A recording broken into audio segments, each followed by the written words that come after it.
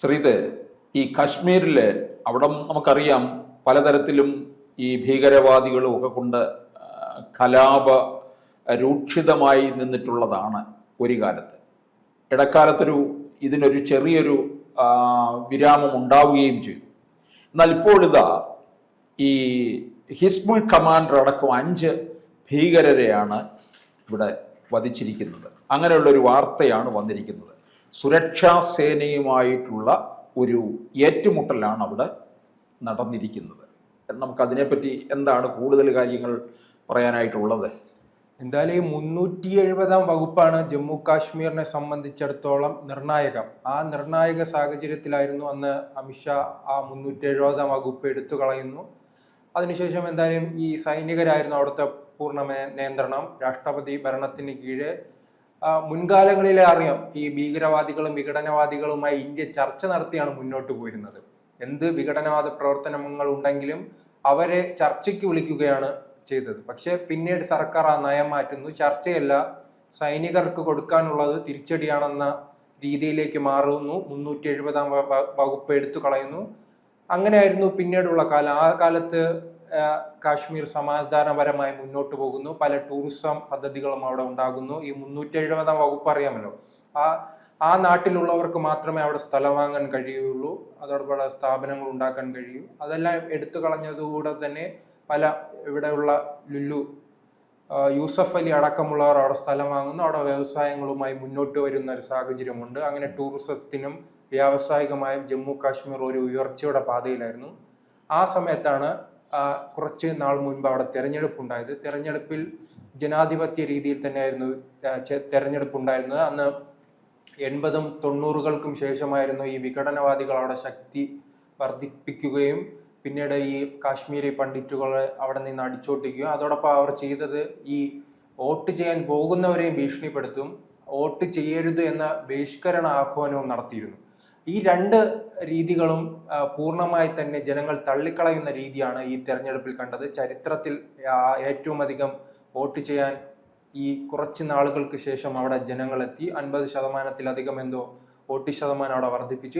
എല്ലാ മണ്ഡലങ്ങളിലും വലിയ രീതിയിൽ വോട്ട് വർദ്ധിക്കുന്ന സാഹചര്യമുണ്ട്. അങ്ങനെ ജനാധിപത്യ രീതിയിൽ തന്നെ തിരഞ്ഞെടുപ്പ് കഴിഞ്ഞു, സർക്കാർ അധികാരമേറ്റു. പക്ഷെ ആ സമയത്താണ് ഇപ്പോൾ വീണ്ടും ആ പ്രദേശങ്ങളിലേക്ക് പാകിസ്ഥാനിൽ നിന്നും അതോടൊപ്പം തന്നെ പ്രാദേശികമായും തന്നെ തീവ്രവാദികൾ കൂടുതൽ ശക്തിപ്പെട്ട് നിരന്തരം അക്രമങ്ങളുമായി മുന്നോട്ട് വരികയാണ്. ആ എടുത്താൽ അറിയാം, ഈ തെരഞ്ഞെടുപ്പ് കഴിഞ്ഞിപ്പോൾ 2-3 മാസം ആവുകയാണ്. അതിനിടയിൽ തന്നെ ഇപ്പോൾ 10-15-ലധികം ആക്രമണങ്ങൾ അവിടെ റിപ്പോർട്ട് ചെയ്തിട്ടുണ്ട്.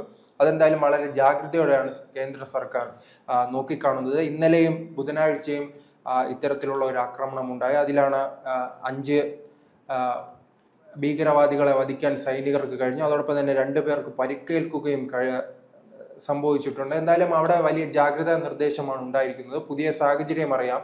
ഈ തെരഞ്ഞെടുപ്പിന് ശേഷം തന്നെ അവിടെ ഈ വിഘടനവാദി നേതാക്കളെ പിന്തുണയ്ക്കാനായി ചില പാർട്ടികളെല്ലാം രംഗത്ത് വരുന്നു. പ്രത്യേകിച്ച് എഞ്ചിനീയർ റഷീദ് എന്ന് പറയുന്ന ഒരു സ്വതന്ത്രൻ അവിടെ വിജയിച്ചിരുന്നല്ലോ. ഇപ്പൊ അദ്ദേഹത്തിന്റെ സഹോദരനായിരുന്നു അന്ന് ഈ 370 വകുപ്പ് എടുത്തു കളഞ്ഞതിനെ വീണ്ടും തിരികെ കൊണ്ടുവരണമെന്ന് ആവശ്യപ്പെട്ട് നിയമസഭയിൽ ഈ പ്ലക്കാർഡുമായി സമരം ചെയ്യുന്നു. പിന്നെ BJP MLA-മാരുമായി സംഘർഷം ഉണ്ടാകുന്ന അവസ്ഥയെല്ലാം നാം കണ്ടതാണ്. അങ്ങനെ വീണ്ടും ഒരു രാഷ്ട്രീയമായി തന്നെ ഒരു തയ്യാറെടുപ്പാണോ, മുൻപ് നാം എന്താണോ കണ്ടത് അതിനുവേണ്ടിയുള്ള ഒരു തയ്യാറെടുപ്പാണോ ഇപ്പോൾ ജമ്മു കാശ്മീരിൽ നടക്കുന്നതെന്ന് സംശയിക്കേണ്ടിയിരിക്കുന്നു. പക്ഷെ മുൻകാലങ്ങളിലെ പോലെയല്ല. കേന്ദ്ര സർക്കാരിന് വലിയ ജാഗ്രതയുണ്ട്. കാരണം ഇപ്പോൾ ഉണ്ടായ വികസനവും അതോടൊപ്പം തന്നെ ഒരു ടൂറിസത്തിന്റെ ഉണർവുണ്ടല്ലോ, അതെല്ലാം ഈ ഭീകരവാദം വളരുന്നതിലൂടെ തന്നെ തകരുമെന്ന് കേന്ദ്ര സർക്കാരിന് അറിയാം. അതിനാൽ തന്നെയാണ് ഒരു വിട്ടുവീഴ്ചയ്ക്കും കേന്ദ്ര സർക്കാർ തയ്യാറാകാത്തത്. കൂടുതൽ സേനയെ വിന്യസിക്കാനും അവിടെ ഇപ്പോൾ തീരുമാനമായിട്ടുണ്ട്. അതോടൊപ്പം നാം പഴയ കാലങ്ങളിലേക്ക് പോകുകയാണെങ്കിൽ മുൻ സർക്കാരുകൾ എന്നും ഈ വിഘടനവാദികളും തീവ്രവാദികളും എല്ലാമായി സംസാരിച്ച ഒരു പരിഹാരത്തിനാണ് ശ്രമിച്ചത്. ആ പരിഹാരത്തിനൊന്നും ഇപ്പോൾ കേന്ദ്ര സർക്കാർ തയ്യാറെടുക്കുന്നില്ല. അടിക്ക് തിരിച്ചടി എന്ന രീതിയിലാണ് ജമ്മു കാശ്മീരിൽ പോകുന്നത്. അതോടൊപ്പം തന്നെ അവിടുത്തെ കാലാവസ്ഥ എന്ന് പറഞ്ഞാൽ രാഷ്ട്രീയ കാലാവസ്ഥയിൽ വലിയ മാറ്റമുണ്ട്. അവിടെ ഇപ്പോൾ BJPക്ക് ശക്തമായ പ്രതിപക്ഷം ഉണ്ടായിരുന്നു. പണ്ടൊന്നും പ്രതിപക്ഷം അറിയാലോ, നമ്മളെ പലയിടങ്ങളിലും അറിയാം, ഈ ന്യൂനപക്ഷ വോട്ടുകൾ പേടിച്ച് പ്രതിപക്ഷവും അതോടൊപ്പം തന്നെ ഭരണപക്ഷവും ഈ ആന്റി ഇന്ത്യ ഇങ്ങനെ ഈ കൂട്ടുകെട്ടുണ്ടല്ലോ, അവരെ എതിർക്കുന്ന ഒരു ഏർപ്പാടില്ലാതിരുന്നു. പക്ഷെ ഇപ്പോൾ ജമ്മു കാശ്മീരിൽ ശക്തമായ പ്രതിപക്ഷമുണ്ട്. ഈ 25-ലധികം BJPക്ക് തന്നെ സ്വന്തമായ MLA ഉണ്ട്. അതാണ് നാം നിയമസഭയിലും കണ്ടത്. ഈ വിഘടനവാദ പ്രവർത്തനവുമായി മുന്നോട്ട് വരുന്ന റഷീദിന്റെ സഹോദരൻ ഈ പ്ലക്കാർഡുമായി വന്നപ്പോൾ തന്നെ അത് സംഘർഷത്തിലേക്ക് പോകുന്ന ഒരു അവസ്ഥയാണുള്ളത്. പൊതുവെ ഇപ്പോൾ ജമ്മു കാശ്മീരിൽ ചില മേഖലകളിലെങ്കിലും സമാധാനം നിലനിൽക്കുന്നുണ്ട്. മറിച്ച് ഈ പ്രത്യേകിച്ച് 370-ാം വകുപ്പ് എടുത്തു കളയുകയും ശക്തമായ നിയമങ്ങൾ അവിടെ നടപ്പിലാക്കുകയും ചെയ്തതിനു ശേഷമാണ് ഈ സമാധാനം നിലവിൽ വന്നത്. അതോടൊപ്പം തന്നെ പണ്ടെല്ലാം നാം വാർത്തകൾ ശ്രദ്ധിക്കുമ്പോൾ സൈനികർക്ക് നേരെ നിരന്തരം കല്ലെറിയുകയും വാഹനങ്ങൾ ആക്രമിക്കുന്ന വാർത്തകൾ നാം ഒരു ദിവസമെങ്കിലും കേൾക്കാതെ പോകുന്ന ഒരവസ്ഥ ഇല്ല. എല്ലാ ദിവസങ്ങളിലും അത് നടക്കുന്ന ഒരു സാഹചര്യം. ഇപ്പോൾ അതെല്ലാം വലിയ രീതിയിൽ കുറഞ്ഞിട്ടുണ്ട്. അതോടൊപ്പം തന്നെ ഈ പല വിദ്യാർത്ഥികളും അവിടെ വിദ്യാഭ്യാസത്തിലേക്ക് കടന്നു വരുന്നു. സ്വന്തമായി തന്നെ വ്യവസായങ്ങൾ തുടങ്ങുന്നു. കേന്ദ്ര സർക്കാരിന്റെ വലിയ സഹായങ്ങളാണ് അവിടെ എന്തായാലും നടപ്പിലാക്കുന്നത്. പക്ഷേ ഈ ഒരു സൈഡിൽ പാകിസ്ഥാന്റെ സഹായത്തോടു കൂടിയുള്ള ഈ ആക്രമണങ്ങളും അവിടെ തുടരുകയാണ്.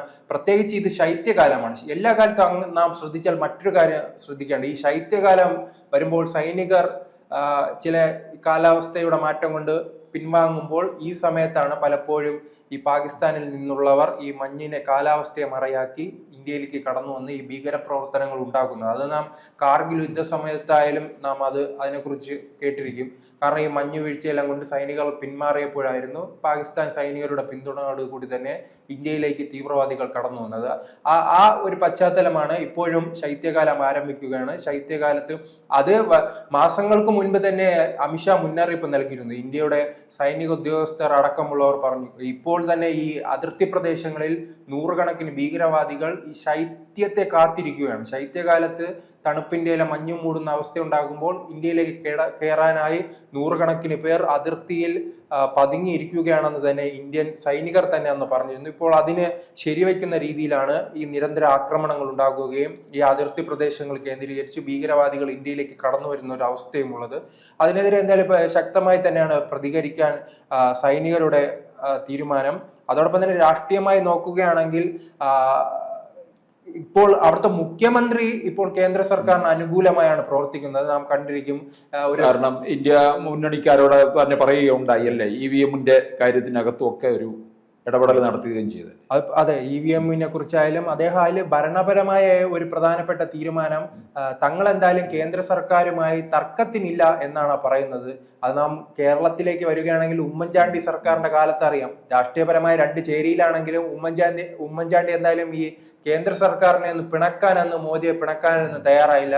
കാരണം തന്ത്രപൂർവ്വം വികസനങ്ങൾ എങ്ങനെയെങ്കിലും കേരളത്തിൽ എത്തിക്കുക എന്നത് ഉള്ള ശ്രമമായിരുന്നു അന്ന് ഉമ്മൻചാണ്ടി ഉണ്ടാക്കിയിരുന്നത്. അതിന് സമാനമായി തന്നെയാണ് ഇപ്പോൾ ഉമ്മർ അബ്ദുള്ളയും അത്തരത്തിലുള്ള ശ്രമവുമായാണ് മുന്നോട്ട് പോകുന്നത്. കേന്ദ്ര സർക്കാരുമായി ഒരു തുറന്ന യുദ്ധത്തിനില്ല.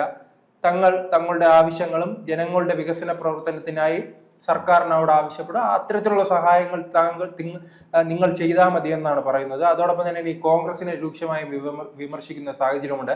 അതെനിക്ക് തോന്നുന്നത് ചിലപ്പോൾ അദ്ദേഹം ഭാഗ്യത്തിനാണ് രക്ഷപ്പെടാൻ കഴിഞ്ഞത്.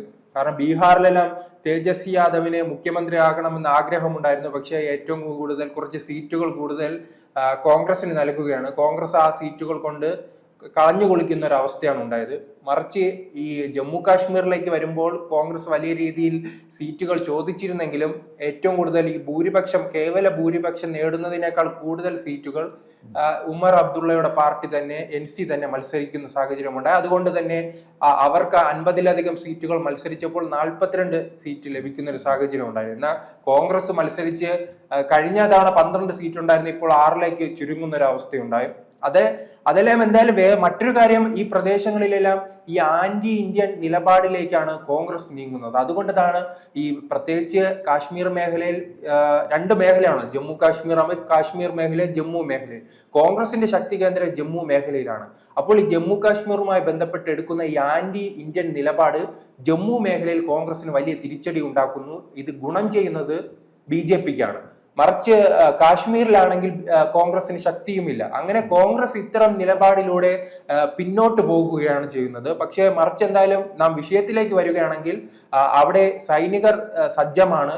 ഇത്തരം പ്രവർത്തനങ്ങളുമായി ഈ ഭീകരവാദികൾ രംഗത്ത് വരുന്നു. എന്തായാലും ഈ അമിത്ഷാ ഉൾപ്പെടെയുള്ളവർ ഉന്നതതല യോഗം മുൻപ് തന്നെ വിളിച്ചിരുന്നു. അതിന്റെ വിലയിരുത്തലിന്റെ അടിസ്ഥാനത്തിലായിരിക്കും ഇനി പ്രവർത്തനങ്ങളുമായി കേന്ദ്ര സർക്കാർ മുന്നോട്ട് പോകുക.